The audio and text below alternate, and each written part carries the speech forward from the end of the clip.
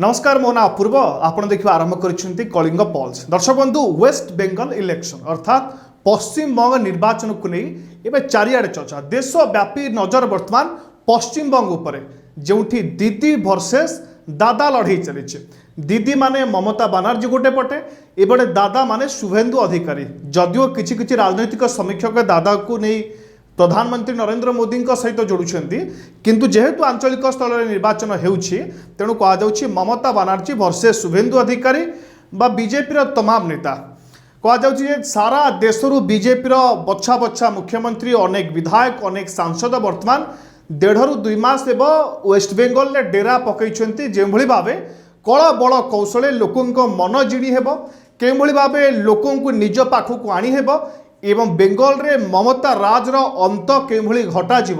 से नहीं सुचिंतित रणनीति सहित बा स्ट्राटेजी सहित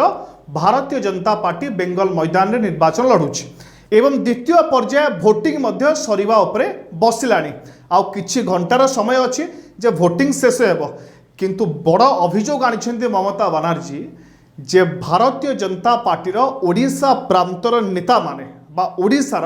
जो भारतीय जनता पार्टी नेता माने जाई पश्चिम बंग निर्वाचन प्रचार करुछंती बीजेपी को शासन को आनिबा पई लोकों मन जिणिबा उद्यम करुछंती एमाने कड़े 100 कोटी टंका नहीं वेस्ट बेंगल में बांटी ममता बानार्जी निज आसन भवानीपुर नहीं सीधासलख भारतीय जनता पार्टी बीजेपी शाखार नेता मान को टार्गेट कर से कहते कला स्कर्पियो रे जाइए पैसा भवानीपुर बंटा जाइए ओडिशा सीमांत जेते निर्वाचन मंडली अच्छी से 100 कोटी टंका बांटी नहीं जे के भाव फल को ओलटपालट कर अर्थात निर्वाचन रिजल्ट को ओलटपालट कर लोकों को पैसा दे किणा एने कड़े बीजेपी ओडिशा नेता माने 100 कोटी टंका ने वेस्ट बेंगल में बांटी बोली ममता बानार्जी अभियोग कर जदि एपर्यंत एने भारतीय जनता पार्टी ओडिशा शाखा तरफ आम राज्य बीजेपी तरफ कौन प्रतिक्रिया सामना को आसी ना किंतु यह अनेक राजनीतिक समीक्षक कहते ठीक होई पारे भूल होई पारे विरोधी दल सब विपक्ष दल को टार्गेट करता है जे शासन रे थाए तो ममता बानार्जी लोकों मध्य निज पई एक भावावेग सृष्टि करने एक सिंपाथी क्रिएट करने हुए तो ये मिथ्या अभियोग आणुथाई पारती बोली कथा हो चर्चा हो किंतु ता सहित आउ गोटे नजर अच्छी द्वितीय आंगेल अच्छी आम राज्य में उपनिर्वाचन होता नुआपड़ा उपनिर्वाचन छत्तीसगढ़ रू माଳ माଳ बीजेपी नेता आसी पहुंची स्थानीय विधायक प्रार्थी जे भारतीय जनता पार्टी जय ढोलकिया प्रचार करने एवं ठीक से राज्य में थिबा प्रमुख विरोधी दल बिजु जनता दल एवं कांग्रेस अभियोग करते जे बीजेपी जो बाहर राज्य नेता मैंने आसुच्च प्रचार प्रसार करने अनेक गाड़ी धरी आसुच्च एवं गाड़ी भितर ठन ठना ठन आणिक आस अर्थात रोकड़ा बा मनी बा पैसा आणिक आसुच्च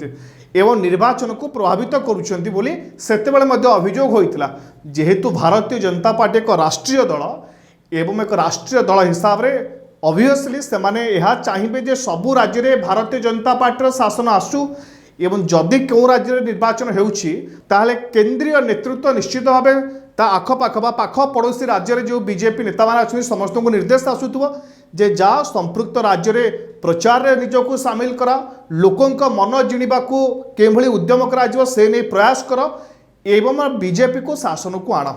तेणु ममता जो अभियोग आनी 100 कोटी टंका बांटी आम राज्यर बीजेपी नेता वेस्ट बेंगल रे ताहा केते सत केते मिछ ताहा तो जना पड़ो ना न पड़ो ताहा मध्य कहवा मुस्किल कारण ये तो अभियोग आधार कौन जिनस सत बोली कहुए ना किंतु ममता अभियोग आनी आम राज्य बीजेपी तरफ ए पर्यंत कौन प्रतिक्रिया दि जाए ना बा ममता से वक्तव्य को खंडन करा जाए ना। धन्यवाद।